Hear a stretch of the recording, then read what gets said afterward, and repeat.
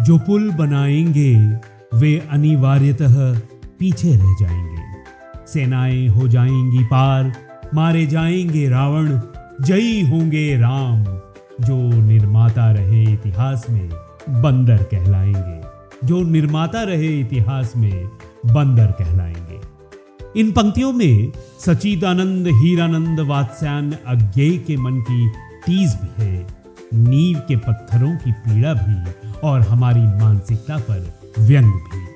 आज चर्चा इस महान हिंदी के आधुनिक कवि सच्चिदानंद हीरानंद वात्स्यायन अज्ञेय की। इन पंक्तियों में अज्ञेय हजारों लोगों के त्याग और तपस्या को नकार कर सिर्फ चंद लोगों को ही सम्मान देने की हमारी मानसिकता पर प्रश्न चिन्ह लगाते हैं।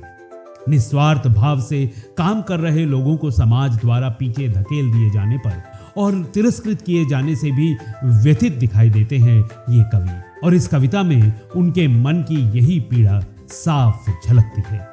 भले ही अज्ञेय ने रामायण काल के संदर्भ में ये बात कही है, मगर ये एक सार्वभौम सत्य है कि हर सफल प्रयास के लिए समाज सिर्फ चंद लोगों को ही याद रखता है। स्वतंत्रता संग्राम तो इस बात का एक ज्वलंत उदाहरण है, जहां हमने इस जीत का सहरा चंद लोगों के सर पर बांधा।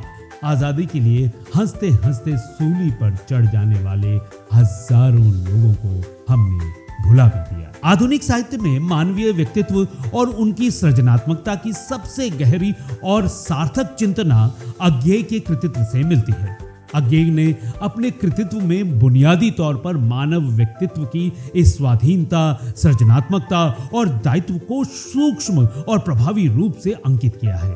उनके काव्य में यही मौलिक दृष्टि सर्वत्र व्याप्त है और जो उन्हें अन्य कवियों से अलग करती है, सर्जन व्यक्तित्व के वैशिष्ट्य में ही संभव है। एक क्षण भर और लंबे सर्जना के क्षण कभी भी हो नहीं सकते।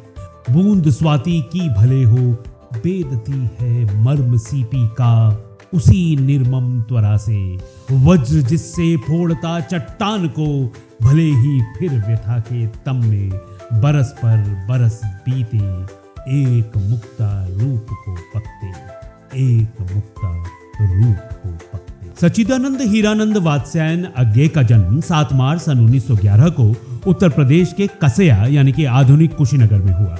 उनकी आरंभिक शिक्षा दीक्षा घर पर ही हुई, जहां उन्हें संस्कृत, फारसी, अंग्रेजी और बांग्ला भाषा और साहित्य की शिक्षा दी गई। हिंदी साहित्य में उनकी प्रतिष्ठा एक बहुमुखी प्रतिभा संपन्न कवि, संपादक, ललित निबंधकार और उपन्यासकार के रूप में है। इसके साथ ही उन्होंने अपने यात्रा वृत्तांत, अनुवाद, आलोचना, संस्मरण, डायरी, विचार, गद्य एवं नाटक से भी हिंदी साहित्य को समृद्ध किया है। स्नातकोत्तर की शिक्षा के दौरान उनका सक्रिय संपर्क क्रांतिकारी गतिविधियों से रहा। वर्ष 1930 में उन्हें पहली बार गिरफ्तार किया गया और 1930 से 36 की अवधि के दौरान उन्होंने विभिन्न कारावासों में समय गुजारा। कारावास में रहकर उन्होंने छायावाद, मनोविज्ञान, राजनीति विज्ञान, अर्थशास्त्र, विधि आदि विषयों का अध्ययन किया और अपनी कुछ प्रमुख कृतियों का सृजन किया। उनके अज्ञेय उपनाम के पीछे की रोचक कथा यह है कि दिल्ली जेल में लिखी अपनी 7.5 कहानियां उन्होंने प्रकाशन के उद्देश्य से जैनेन्द्र कुमार को भिजवाई। जैनेन्द्र कुमार द्वारा प्रेमचंद को भेजी गई इन कहानियों में से 2 राजनीतिक कहानियां प्रेमचंद द्वारा स्वीकार कर ली गईं।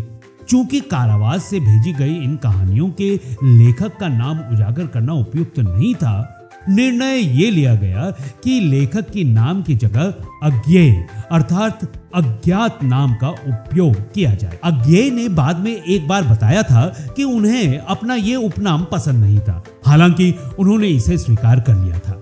वो कविताओं और कहानियों जैसी रचित कृति का प्रकाशन अज्ञेय नाम से कराते रहे, जबकि लेख, विचार, आलोचना आदि के प्रकाशन के लिए उन्होंने अपने मूल नाम सच्चिदानंद हीरानंद वात्स्यायन का उपयोग किया। अज्ञेय को कविता में प्रयोगवाद का प्रवर्तक कहा जाता है। विद्वान मानते हैं कि जिन्हें अंग्रेजी न आती हो वे अज्ञेय को पढ़कर अंग्रेजी कविता के भाव को समझ सकते हैं। वो जितने बड़े कवि थे उतने ही पारंगत गद्य लेखन में भी थे। उपन्यास, कहानियां, निबंध एवं आलोचनाओं की विधाओं में भी उनकी लेखनी ने धाक जमाई।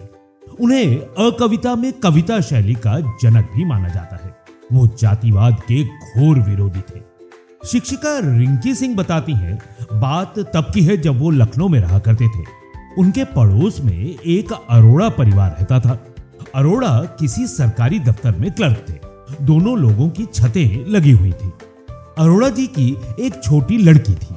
अरोड़ा दंपत्ति प्यार व दुलार से उसे मुन्नी कहा करते थे। अरोड़ा जी रोज शाम को अपनी बिटिया से कहते, मुन्नी, ओ मुन्नी, तुम कौन हो?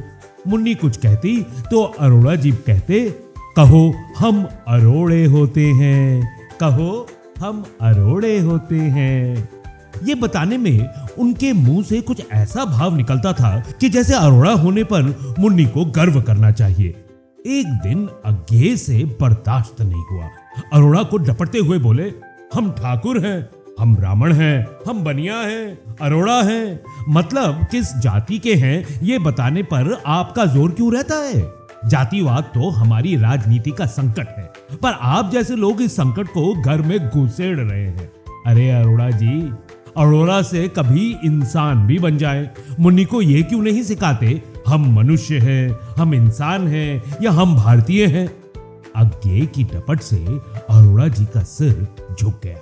अगले दिन शाम को जब अज्ञे अपनी छत पर आए तो उन्हें पड़ोस से आवाज सुनाई पड़ रही थी, मुन्नी, ओ मुन्नी, कोई पूछे तो बताना हम अरोड़ा नहीं भारतीय हैं।